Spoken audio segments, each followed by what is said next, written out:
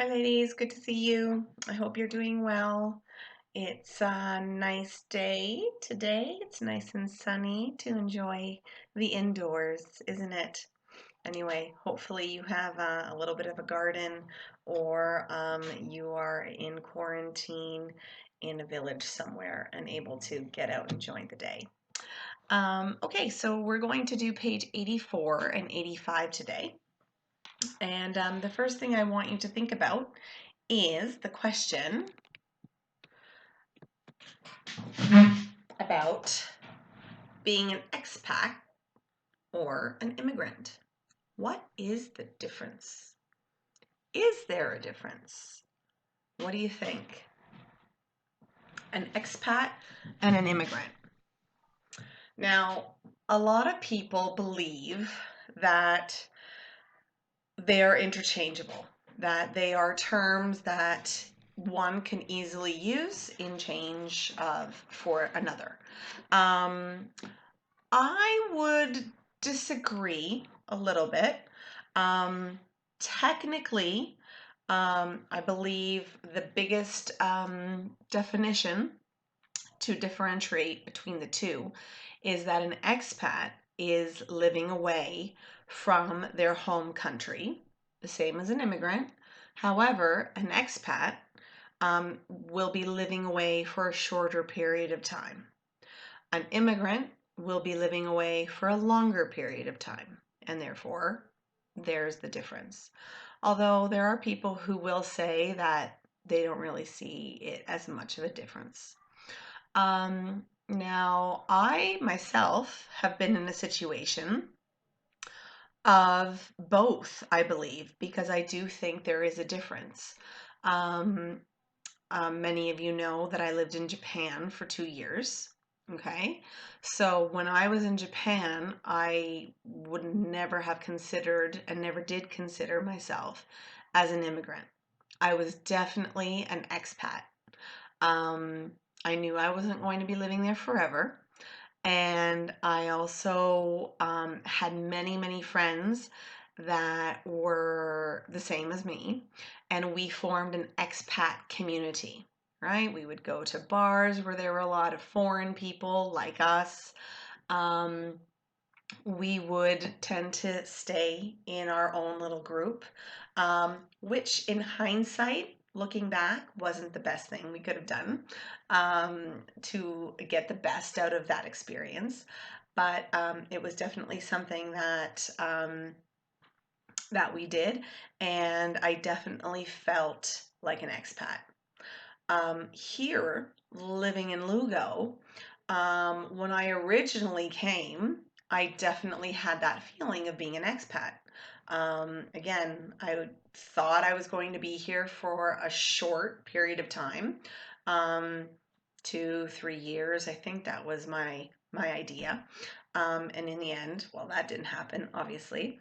Um, but now, because I have been here for so long, I don't consider myself an expat. Um, I don't necessarily think I consider myself as an immigrant either, but that's maybe because of my history. You know, my parents were immigrants for um, all of my life when we lived in Canada because they were from Portugal. They are from Portugal.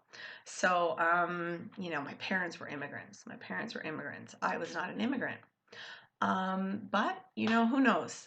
Maybe we don't need that label expat, immigrant. You know, maybe you're just a person living in another country, and that's okay. Um, so, something to think about. On page 84, okay, we're going to do the reading task, right? And let's look at the questions in number 1. So again, obviously this is something that you're not going to be able to work in pairs. So you can send me the information and I will correct it for you. We talked about number 1, the difference between an expat, an expatriate, and an immigrant. Number 2, how much of a problem are things for people working abroad temporarily? Which would be the most difficult thing to cope with? Okay, so again, you can write out the answers to this and send it to me. I actually really like these questions because it makes me think about my own opinions about them. Um, Thinking about my experience in Japan and being an expat, honestly, the most difficult for me, there are really only two. Maintaining relationships at home, I would say, was the most difficult because I was so far away. Um, Not only kilometers, right? But also time change. When I wanted to contact people, when I was working, people were sleeping and vice versa. So the time change didn't help either. And it was very, very difficult. And I remember having problems with friends because they would never return my emails because they hated emails. But it was the only way we could really communicate back then. WhatsApp didn't exist. Um, SMS existed, but I think it was expensive. I can't even remember. Email was the way, or MSN was the way that we communicated. And I remember that was really, really difficult. And obviously, overcoming the language barrier was difficult too. Being in Japan, you can imagine. Um, and I was kind of lucky in that I was in a big city. So it wasn't a huge problem, but it definitely did cause some problems. And to be honest, I didn't really experience much of a problem with anything else. Again, I had a group of other people that were in the same situation as me, so I felt like I belonged. Um, I did experience culture shock, but it wasn't like the most difficult. I kind of expected to be shocked. So if you expect to be shocked, then at least you're prepared for it. Um, Cultural identity is very easy in Japan, right? I don't look Japanese, so it was very easy to maintain that. And again, with the other people that I was with, and being cut off from your roots, no, I yeah, I didn't really feel that. I was who I was, and that was it. Okay, so what I'd like you to do is read the extracts from the articles about expats in New York. Which of these issues in Activity 1 are mentioned by writers A to D? Okay, so pause the video and come back and we'll take up the answers. Okay, so what issues did they mention? They mentioned 1, 2, 3, 4, 5 of them. They mentioned all of them except for being cut off from your roots. They did mention all of them except for that one. Okay, in text A, you have 4 underlined expressions. Unquestionably, should be of no consequence, it's worth making the effort to, and to my mind. Okay, so you have to think of those expressions as you do activity 3 and match them to the descriptions. Which one is an opinion about something stated as fact, an adverb of attitude, an expression for giving opinions, and an impersonal phrase for making a recommendation? So again, pause the video and come back when you have finished. Okay, so an opinion about something stated as fact, it's worth making an effort to. B, an adverb of attitude, unquestionably. C, an expression for giving opinions. 2, should be of no consequence. And an impersonal phrase for making a recommendation. To my mind. Okay, very good. So let's look for activity 5. Read extract again for questions 1 to 4 and choose from extracts A to D. The extracts may be chosen more than once. Which writer did the following? Okay, regards the attitudes of New Yorkers to newly arrived expats in a different way to writer A. Holds a different view to the others about the way to deal with language differences. Feels differently about returning to their country of origin to writer D.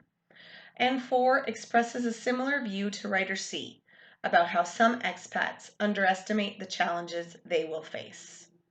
Okay, so again, pause the video and come back when you're done. Okay, welcome back.